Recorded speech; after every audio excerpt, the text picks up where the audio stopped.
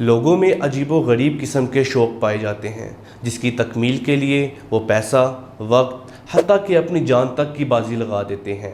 آج آپ کو بتاتے ہیں ایک ایسے جاپانی شخص کے بارے میں جس کا نام ٹوکو ہے، جنہوں نے اپنے شوق کی تکمیل کے لیے $15,000 یعنی 44 لاکھ پاکستانی روپے دے کر خود کو کتے جیسی شکل میں ڈھال لیا۔ بہت سے لوگوں کا کہنا ہے کہ جاپانیوں نے ہمیشہ جانوروں سے قریبی تعلقات کو پروان چڑھایا ہے۔ ٹوکو نے کتے کا روپ دھارنے کے لیے اپنے چہرے کی سرجری کروائی اور ایک مشہور جاپانی کمپنی سے اپنے لیے کاسٹیوم تیار کروایا جس کو پہن کر وہ کتے میں تبدیل ہو جاتا ہے۔